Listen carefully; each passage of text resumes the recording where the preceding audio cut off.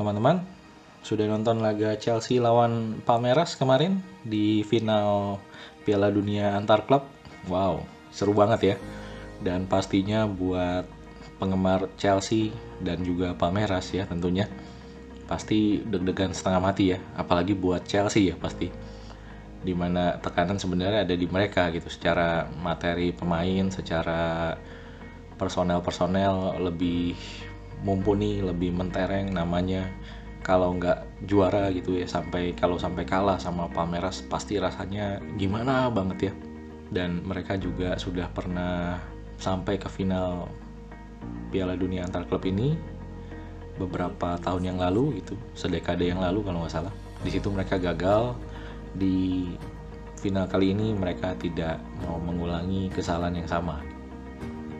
Nah, sebetulnya ada hal yang mencuri perhatian dari laga yang seru kemarin itu ya, beberapa hari yang lalu itu.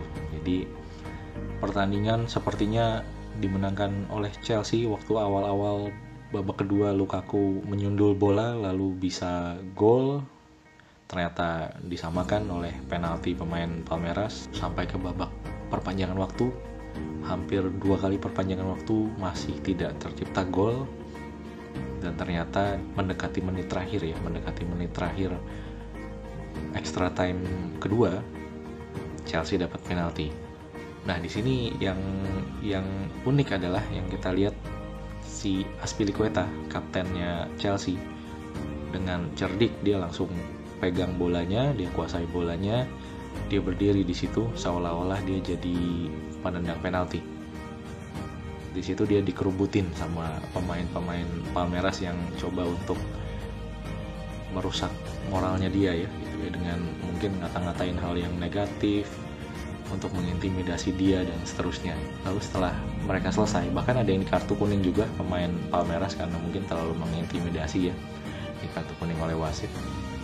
Nah, di saat setelah pemain-pemain Palmeiras sudah selesai melakukan intimidasi, ternyata yang ngambil penalti bukan si Azpilicueta. Bolanya dikasih ke Havertz yang akan ngambil penalti. Nah, kalau kita lihat klarifikasinya gitu ya, setelah saya juga waktu nonton kok aneh gitu, lucu gitu. Tapi setelah saya baca klarifikasinya, ternyata itu bukan kebetulan. Itu memang strateginya dia, memang main gamesnya dia gitu. Main gamesnya dia bilang dia sudah tahu pemain Palmeiras kurang lebih akan melakukan hal seperti itu, mencoba mengintimidasi, melakukan hal-hal negatif kepada penendang penalti. Supaya apa? Supaya konsentrasinya buyar, fokusnya nggak karuan, akhirnya penaltinya gagal, kurang lebih seperti itu. Makanya dia mengambil bolanya, dia ambil inisiatif, dia yang jadi umpannya. Jadi dia yang diintimidasi oleh pemain-pemain Palmeiras, lalu Havertz bisa menenangkan diri dulu.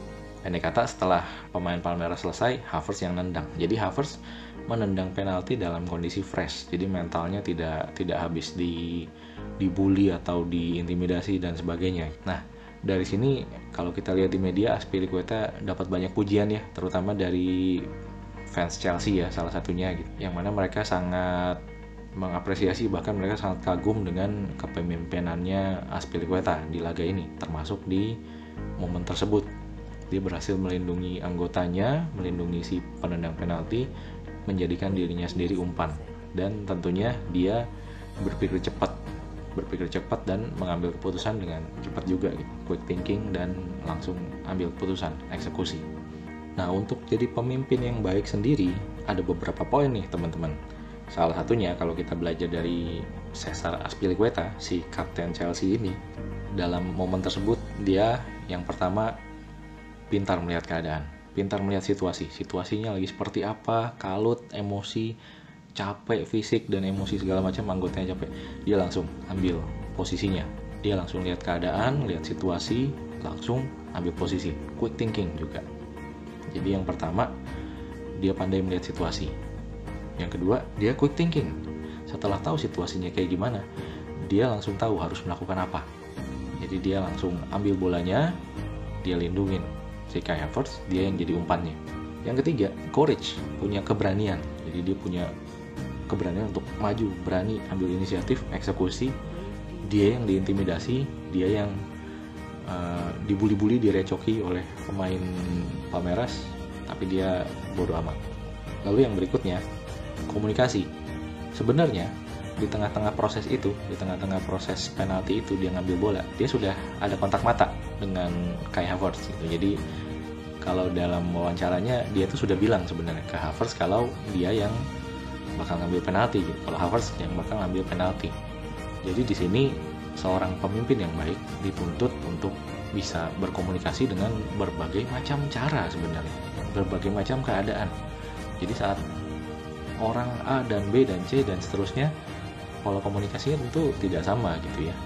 Perlu dibeda-bedakan tergantung sifat dan kondisi emosinya dan lingkungannya seperti apa saat dia sedang berkomunikasi seperti itu. Jadi pemimpin yang baik tentunya harus bisa berkomunikasi yang baik juga ke timnya. Lalu yang berikutnya adalah resilience. Resilience ini maksudnya tangguh atau tahan banting.